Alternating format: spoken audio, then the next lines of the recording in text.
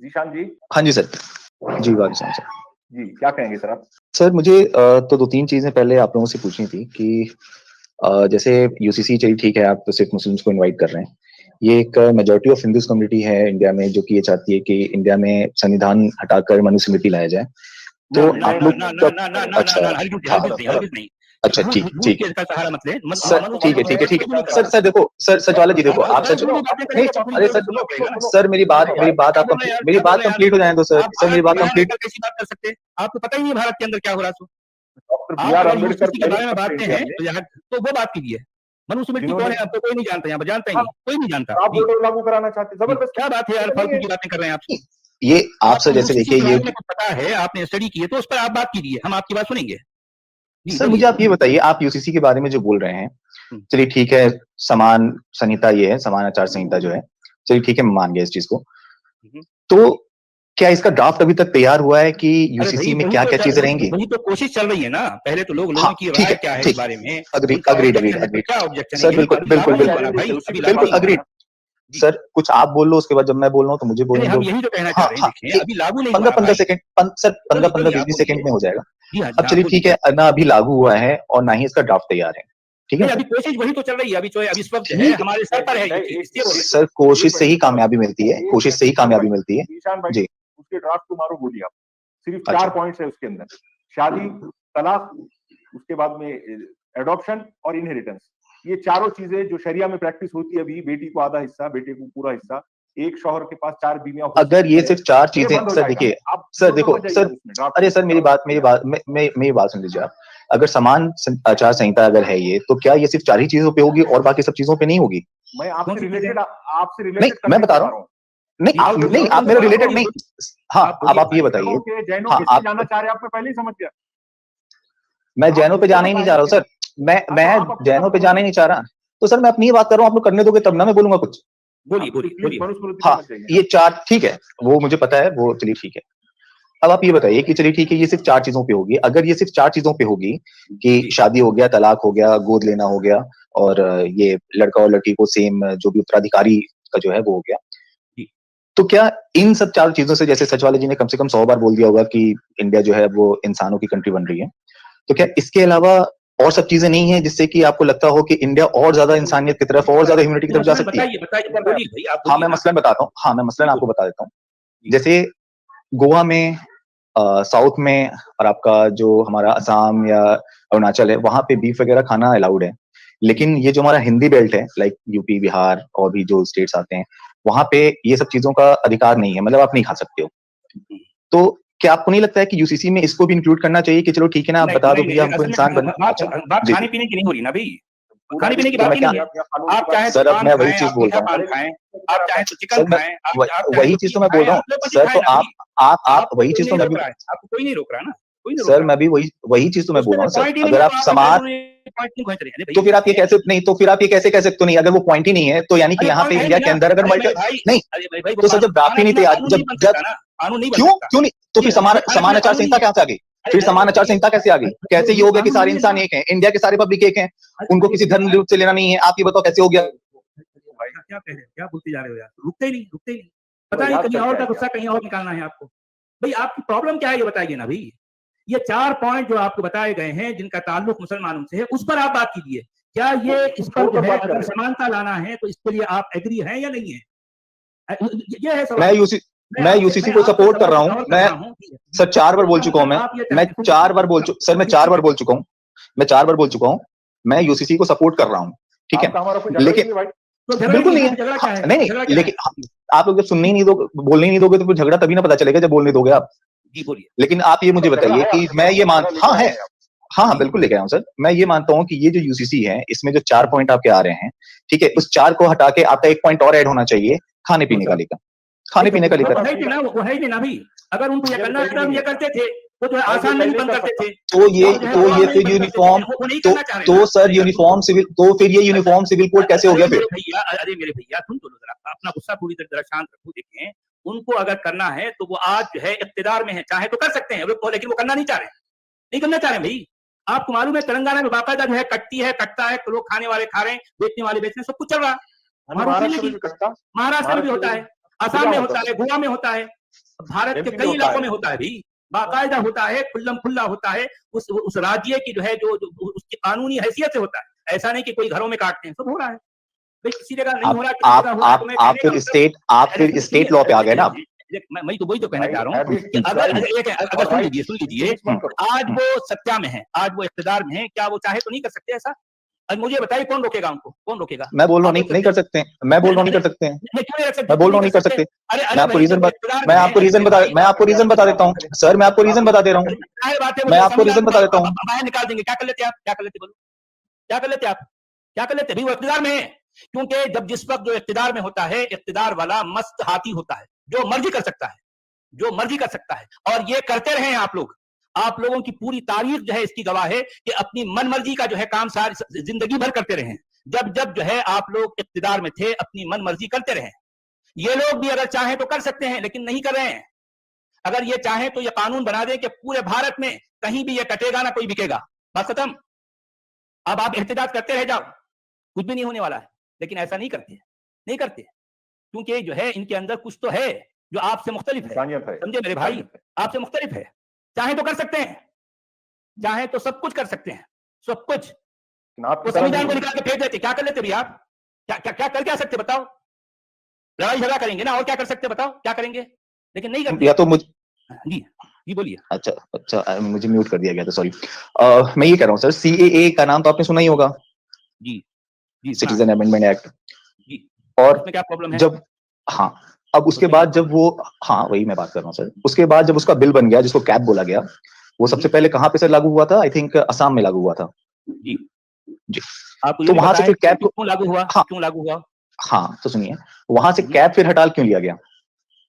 अब वो सारी बारीकियां मुझे नहीं मालूम, आप उस पर क्या ऑब्जेक्शन ये बताइए, ताकि हम सर अगर आप ऑब्जेक्शन नहीं पूरी करें ना भाई। मैं वही चीज बोल रहा हूँ। आप जो CA सुनिए, आप जो अरे भाई CA का हमारा, आप जो CA NRC UCC की जो नहीं, आपको मैं आपका जो टॉपिक है ना सर, देखो आप बार बार यहाँ पे जो भी मुस्लिम्स आते हैं आप उनको यही बोल रहे हो ना कि अरबों के गुलाम, अरबों के गुलाम, अरबों के गुलाम। जो है वो बोल रहे भाई, जो है वो बोल रहे हैं, बिल्कुल। बट अगर मैं आप लोगों को ये बोलूं कि आप लोग संघियों और बीजेपी वालों के गुलाम हो, और उन्हीं के प्रोपेगेंडा के तहत ये उसी के प्रोपेगेंडा के तहत आप UCC का चला रहे हो, उसी प्रोपेगेंडा के तहत UCC आप चला रहे हो, तो फिर उसका क्या होगा? नहीं बोलो क्या, ये बात होता है, ये बात तो फैक्ट है। आप UCC को जो कि अभी तक जिसका अभी तक ड्राफ्ट नहीं लगा है, जिसका अभी तक कोई बंदा, जो आप कह रहे हैं ना कि कोशिश हो रहा है, वो सिर्फ 2 ही स्टेट में कोशिश हो रहा है ना, एक गुजरात और दूसरा उत्तराखंड में, इसके अलावा तो और किसी स्टेट्स में नहीं हो रहा है। गुजरात भी सर बिल्कुल धीरे धीरे होगा सर, बिल्कुल। अगर कोई अरे मालिक मैं कहा, एक साथ में पूरी जगह हो सकता है, लेकिन ताकत इस्तेमाल करना नहीं चाह रहे ये लोग सर। एक साथ की तरह चलना चाह रहे हैं। देखिए एक साथ ताकत, देखिए पहली चीज आप नहीं, लुटेरे की तरह रहना नहीं चाहते हैं लोग। आपको ये पता होना चाहिए ना सर कि यहाँ पे ये नहीं कर सकते, क्योंकि ये हमारा जो राष्ट्र है वो एक धर्मनिरपेक्ष राष्ट्र है और एक लोकतंत्र है। आपको रखा गया ये मैंने आप नहीं बोला है, मैंने हमारा ही बोला है। हमारा है, आपका नहीं है, समझ आई बात? आप अगर अच्छा हमारे साथ रहना चाहते हैं, मेरे भाई यूनिफॉर्म सिविल कोड में राष्ट्र का और जात का और रिलीजन का कोई सवाल ही नहीं है। सबको तो मैं भी तो लाइन में एक कानून बताने की बात हो रही है सर। मैं भी तो वही चीज बोल रहा हूँ ना सर, मैं भी तो वही चीज बोल रहा हूँ ना। एक मिनट रुकिए, आप डॉक्टर वकील साहब आए हैं, वकील साहब का कमेंट लीजिए। महेंद्र दुबे जी। हाँ, एक बात जो ये कह रहे हैं, इनसे एक सवाल पूछ लीजिए कि ये राष्ट्र जो है धर्मनिरपेक्ष है, तो ये चलेगा कैसे? कॉन्स्टिट्यूशन से चलेगा?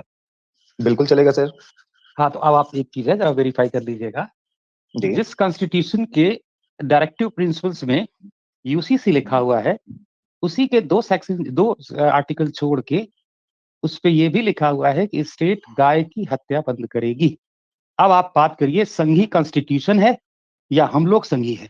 जो चीज कॉन्स्टिट्यूशन मैंडेट में लिखी है, एक बार पूरी बात करने दीजिएगा, उसको अगर सरकार इंप्लीमेंट करना चाहती है तो आप तो अभी आप सबको संघी बना दे रहे हैं। अब आप कहिए कि जब कॉन्स्टिट्यूशन में लिखा है, उस समय तो कॉन्स्टिट्यूशन बनाने में बीजेपी नहीं थी, कॉन्स्टिट्यूशन तो आपकी सेकुलर गवर्नमेंट ने बनाया था। तो वो प्रोविजन अगर आपने कॉन्स्टिट्यूशन में स्टेट पॉलिसी में इंप्लीमेंट करने के लिए कॉन्स्टिट्यूशनल प्रोविजन है, तो आप जब किसी को इंप्लीमेंट करने के लिए संघी बोलते हैं, इसका मतलब ये होता है कि आप इंडियन कॉन्स्टिट्यूशन को संघियों का क्या बोलना एक्सप्रेशन कहेंगे। अब आप अपनी बात करिए, मैं ये फैक्चुअली चीजें आपको जी बताना जी सर, बिल्कुल सर, फैक्ट रखने के लिए बहुत बहुत धन्यवाद। कॉन्स्टिट्यूशन ऑफ इंडिया किसने लिखा है? बाबा भीमराव अम्बेडकर ने। बाबा भीमराव अम्बेडकर ने, ना, एक मिनट, ये गलत बात मत करिए। Constitution of India Bhimrao Ambedkar ji ने नहीं लिखा है।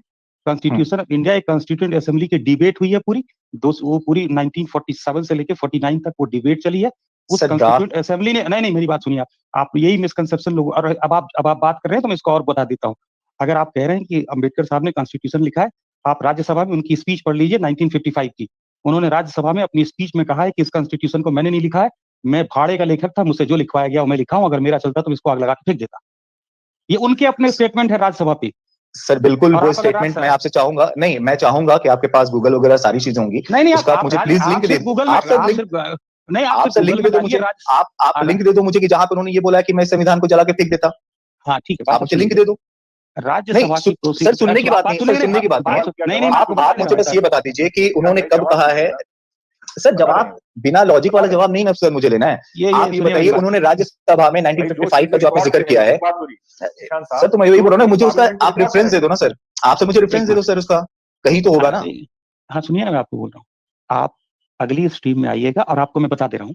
राज्यसभा, सुन लीजिए पहली बात, राज्यसभा की सारी प्रोसीडिंग ऑनलाइन लोकसभा और राज्यसभा की वेबसाइट में मौजूद है, ऑफिशियल साइट पर है, ऑफिशियल साइट बना हुआ है। आप मेरी बात सुन लीजिए, आप उसमें 2 वर्ड कीवर्ड, मेरी बात सुन लीजिए भाई, 2 कीवर्ड डालिए, अम्बेडकर, राज्यसभा, कॉन्स्टिट्यूशन और ये आई शैल वर्न द कॉन्स्टिट्यूशन, आप लाइए। अगर आपके सामने नहीं आ गया उस ऑफिशियल वेबसाइट में तो आपको कहिएगा कि मैं झूठ बोल रहा हूँ। ठीक है, चलिए मैं सर बिल्कुल करके आपको अभी तो आप लोग का चलेगा ही, मैं इसमें जरूर शेयर करूंगा कमेंट में। सेकंड जो यूसीसी का जो सर मैं बोल रहा था, यूसीसी जो संविधान में जो है, अब मुझे आर्टिकल वगैरह तो नहीं याद है, आई थिंक 44 है या जो भी है, तो उसमें जो यूसीसी का जो जिक्र किया गया है वो इसलिए किया गया है कि दलितों को समान अधिकार देने की बात के लिए। ठीक है, ये मैरिज हो गया।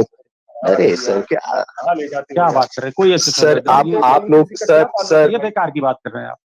अरे सर आप लोग को वही है ना सर, देखो आप आर्टिकल 16-14 में जाइए, वहां है वो।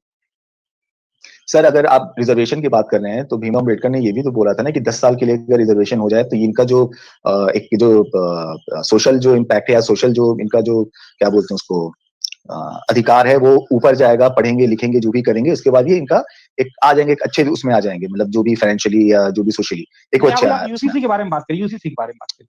तो सर यूसीसी का तो मैं तो बोल ही रहा हूँ, यूसीसी बहुत अच्छी चीज है, एकदम बिल्कुल होना चाहिए। इसमें जो भी चीजें गलत है, चाहे वो किसी भी धर्म से ताल्लुक रखती है, चाहे वो हिंदू से हो, मुस्लिम से हो, किसी भी चीज से हो। जीशान भाई 1 मिनट रुकिए, ये हमारे जीशान भाई का कहना है क्रिश भाई कि यूसीसी में सभी को बीफ खाना भी कंपलसरी करना चाहिए। नहीं बिल्कुल सर, अगर ये कह रहे हैं तो सब ठीक है, अगर बीफ खाना कंपलसरी करना है तो हर मतलब हर गली की ओपनिंग पे और क्लोजिंग पे एक उसकी सुअर की दुकान होनी चाहिए ना। बिल्कुल होनी चाहिए, बिल्कुल होनी चाहिए, कोई इशू नहीं, जिसको बिल्कुल होनी चाहिए, जिसको खाना बिल्कुल जिसको खाना है वो खाए, जिसको खाना है वो खाए। बिल्कुल मैं तो बोल ही रहा हूँ, जिसको बिल्कुल बोल रहा हूँ, जिसको खाना है खाए, वो उसका अधिकार है खाने का। अब्दुल भाई उसका कोई इशू नहीं है। देखिए अगर वो सिर्फ इन इश्यूज में आके उनको वो चीजें निकालनी है ना, मतलब छोटी छोटी चीजें इनको सिर्फ जो इनको लगता है कि मेजोरिटी को एजिटेट करेंगी, मैं वो पॉइंट्स निकालूं, तो वो यहाँ पर एक मतलब पॉइंट्स बोलने से कुछ नहीं हो जाना है उसका। अरे सर आप तो सर यूसीसी का अगेंस्ट हो गए फिर तो सर, आप तो यूसीसी का अगेंस्ट हो गए। जब नहीं आपने मेजोरिटी कैसे बोल दिया, आपने मेजोरिटी कैसे बोल दिया? अगर यूसीसी है तो सब लोग एक हैं, आपने फिर मेजोरिटी कैसे बोल दिया? अरे बोलने तो दो भाई, मेरे बोलने बात तो पूरी करने दो। देखिए जब एक पॉइंट पे जब आप इरिटेट हो जा रहे हो ना, जब आपने ये पॉइंट कब उठा के लाए हो ना, जब आप जो है अपने पॉइंट को डिफेंड नहीं कर पा रहे, तब आप ये पॉइंट उठा के लाए हो। हर आदमी यहाँ पे जो डिबेट वॉच कर रहा है उस बात को देख रहा है।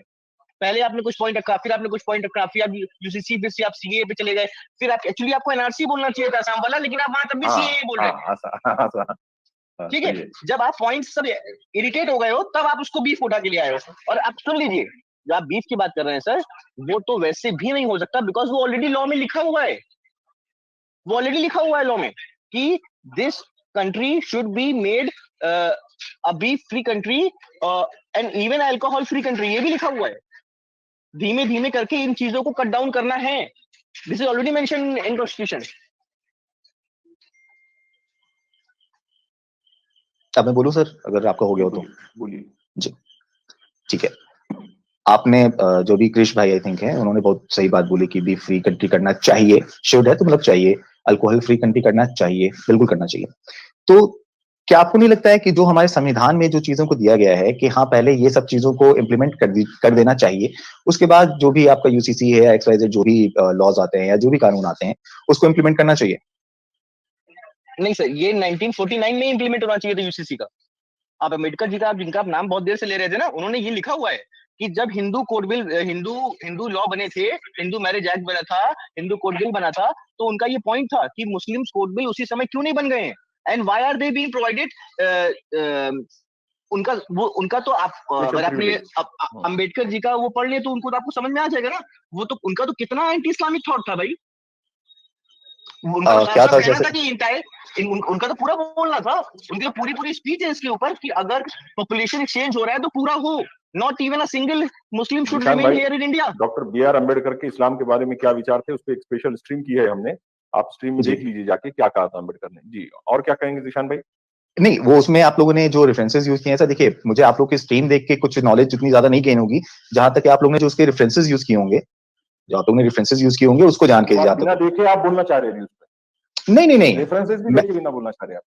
ऑब्वियसली सर, जब तक मैं रेफरेंसेस नहीं देखूंगा, जब तक पढ़ूंगा नहीं, उसके आगे पीछे के जब मैं नहीं देखूंगा, तब तक मैं कहां से आपके बात यकीन करूं? अब्दुल भाई अम्बेडकर जी की बुक है partition of India, that is Pakistan, आपको उठा के पढ़ लीजिए, सारे के सारे रेफरेंसेस आपको उसमें मिल जाएंगे। उनके इस्लाम पे जो भी उनके टंच कह सकते हैं, बिल्कुल पंचेस हैं ऐसे कि जो शायद आज तक सावरकर ने नहीं बोले होंगे जितना ब्लंटली उन्होंने बोले।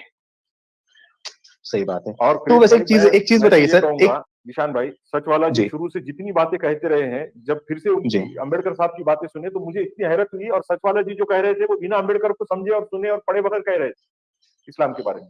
अच्छा, दिलचस्प बात है, वो किताब 1942 और 46 के बीच में आ गई, पार्टीशन के पहले आ चुकी थी। मैन जी, इनफैक्ट अगर आप देख लीजिए, Ambedkar ji predicted all these things what is happening in Pakistan right now, future of Pakistan भी वो प्रेडिक्ट करके गए हैं। This is the way and this is the where the country will go down into civil wars. जो आज वहां की इंटायर सिचुएशन है वो प्रेडिक्ट करके गए ऑलरेडी।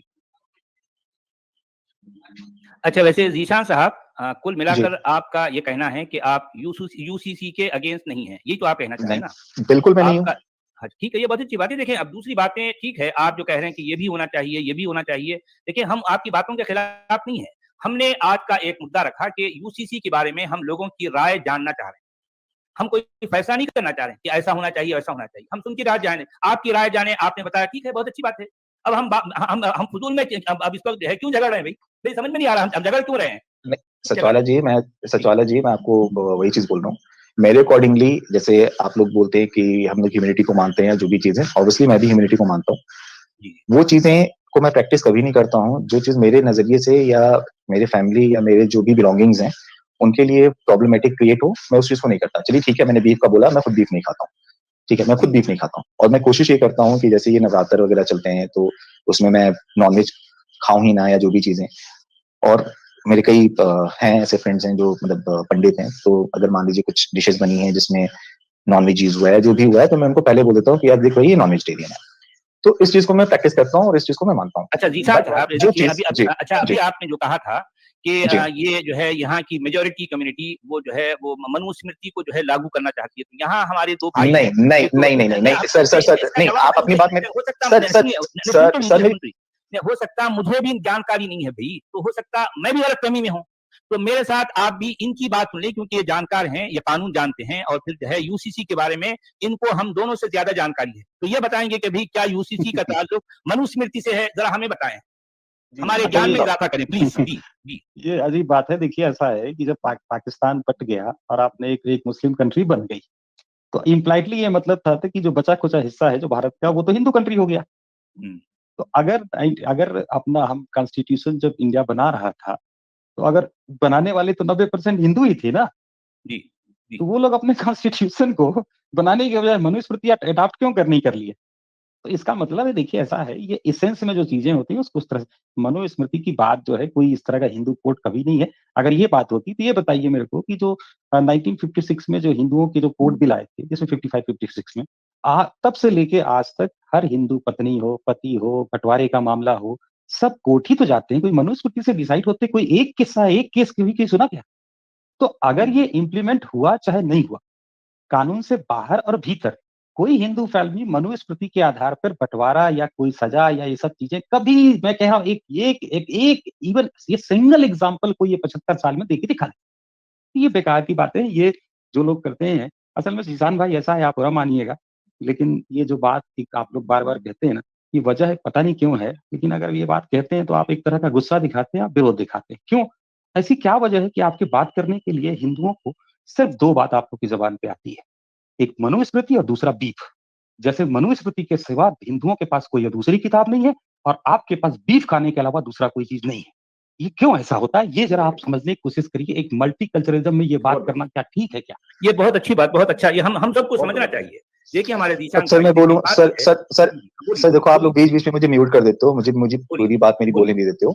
आपने बात करने दीजिए भाई। हाँ, आपने जो चीज बोल के आप, जो मेरे ख्याल से ये वकील साहब थे दुबे जी, उनके पास आप चले गए थे, इन बिटवीन में कुछ चीजें बोलना चाह रहा था, आपने कर दिया।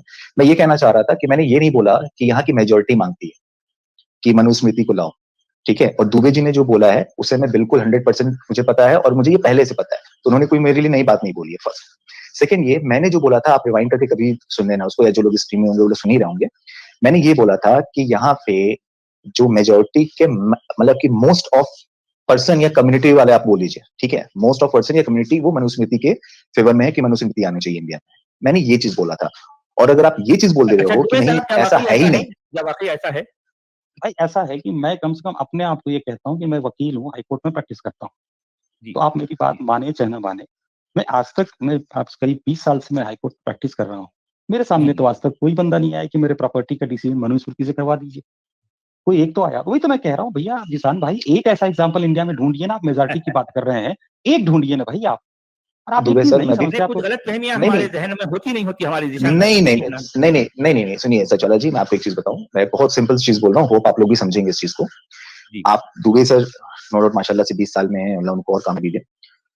मेरा बस एक चीज ये बोलना है कि ये सब चीजें जो आप बोल रहे हो ना 20 साल, आप 20 साल को भूल जाओ। माइक को थोड़ा एडजस्ट कीजिए आप। हाँ सर, अभी आवाज सही आ रही है जी? अभी सही आ रही है? अच्छा सर, अभी आ रही है जी। मैं ये बोल रहा हूँ सर, क्या वो 20 साल भूल जाओ। ये लास्ट 5 ईयर 6 ईयर्स में जो इंडिया में हो रहा है, ठीक है, चाहे वो यानी जब से मैं साफ साफ बोल रहा हूँ, जब से बीजेपी का शासन आया शुरू का 1-2 साल तो बहुत मोदी आने जब बिल्कुल मोदी जी के आने से, क्योंकि नो डाउट ये मेरा मानना है कि अगर हम लोग अपनी तारीख उठा के देखें तो जितने भी हमारे प्राइम मिनिस्टर हुए उसमें नो डाउट अटल बिहारी वाजपेयी जी को मैं बहुत अच्छा मानता हूँ। रीजन उन्होंने बहुत काम किया, रादर देन कि सिर्फ पब्लिसिटी और सिर्फ ये मीडिया चैनल्स को जो भी वो चीज करने के, उसके बाद से ये सारी चीजें हुई हैं। आप जो बोल रहे हो ना सर, आप जो बोल रहे हो कि नहीं मेरे पास कोई नहीं आता, आपके पास कोई आएगा भी नहीं। ऑब्वियसली हमारा भाई कोर्ट है, हमारा संविधान है, लोग उसको मानते हैं, उसको फेवर करते हैं। मैं तो ये चीज बोल रहा हूँ, अगर आपके पास कोई बेवकूफी होगा ऐसा बंदा कि जो आके आपसे बोलेगा कि दुबे जी मेरा ये केस है, इसको आप मनुस्मृति से मेरा इसको क्लियर करा दो, और आप खुद नहीं जाएंगे कोर्ट में, फिर मेजॉरिटी की बात आती है ना सर। मैं वही तो सर, आप मेरी बात ही नहीं आप लोग सुन रहे हो, बीच बीच में म्यूट भी कर दे रहे हो और खुद बोलने लोगो। मैंने ये बोला है कि जो हमारी मेजोरिटी है, हमारी जो मेजोरिटी है उसमें मोस्ट ऑफ पीपल, और अगर आपको नहीं लगता है कि नहीं मैं झूठ बोल रहा हूँ, मैं गलत बोल रहा हूँ, आपके पास भी सर यूट्यूब है, आपके पास भी फेसबुक है, आप कहीं पे भी अगर एक बार हमारे कौन से एक हैं स्वामी जी जो ये वसीम रिजवी को जिन्होंने वो करवाया था, मनुस्मृति का चैप्टर क्लोज हो गया, यूसीसी में वो नहीं है। एक मिनट अमित भाई, एक चीज जिशान भाई मेरे को आप याद करके बता दीजिए। अगर आप कह रहे हैं कि मोदी के बाद 2014 मान लीजिए, ये आप एक लाइन बना लीजिए कि ये एक वाटर मार्क है कि 2014 के उस पार और इस पार। मेरे को आप पिछले 7 साल में हिंदुओं का एक धरना, प्रदर्शन, प्रोसेशन, जुलूस कोई दिखा दीजिए जो उन्होंने कहा हो कि हमको मनुस्मृति लागू करके दो। आप सर 2014, आप 2022 नहीं सर सुनिए, आप 2022 जो आज जो भी तारीख है उस तारीख से लेके ये रात तो खैर हो ही गई है, इससे पहले आप जी तो मैं सर ये बोल रहा हूँ कि आप अभी से जो भी टाइम हो रहा है उससे पहले का आप मुझे एक चीज बता दीजिए, जो कि भारत के मुसलमानों ने देश के संविधान के अगेंस्ट में या कभी किसी चीज के अगेंस्ट में या कोर्ट के किसी भी फैसले के अगेंस्ट में कभी भी कहीं धरना प्रदर्शन किया हो। आप दो चीज, एक संविधान सर, सबानो केस क्या था सर? सबानो केस क्या था? वो कोर्ट, सुप्रीम कोर्ट का जजमेंट था भैया। नहीं सर, वो सुप्रीम कोर्ट का जजमेंट नहीं था, आप भूल रहे हैं, आप भूल रहे हैं, गलत चीज मत बोलिए, आप गलत चीज मत बोलिए, गलत चीज मत बोलिए। सुप्रीम कोर्ट ने फैसला सुना दिया था सुप्रीम कोर्ट ने जो फैसला सुनाना था वो सुना दिया था। उसके बाद जो भी इनके पैनल्स बैठे थे जिसमें मोस्ट ऑफ आपके गुजराती ही नेता और ये संघी लोग थे, उन लोगों ने इनको आजाद किया। सुप्रीम कोर्ट का नाम मत लीजिए, सुप्रीम कोर्ट के पास फिर से ये गया है, आप सुप्रीम कोर्ट का नाम मत लीजिए इसमें। अरे भाई आप 1985 की बात कर रहे हैं सर, मैं ये अभी की बात कर रहा हूँ। आप बिल्कुल सावानो केस 1985 का है भैया। नहीं सर, तो मैं उसके बाद नहीं सर, मैं उसके बाद ही पैदा हुआ, सॉरी। उसके बाद मुझे यूनिवर्सिटी नहीं पता है, मैं बिल्किस बानो पे चला गया था, सॉरी। आपको बात कर रहे हैं यार, नहीं सॉरी, जानकारी बिल्कुल छोड़िए अजय भाई, आप फिर आइएगा, आगे भी आते रहिए, आप आगे आते रहिए। अच्छा सर, मैं बिल्कुल आऊंगा सर। इख्तलाफ तो होता है, यानी अब नहीं आप इनको बताइए, ये करना है ना आपको कुछ फैसला करना है हमारे बारे में।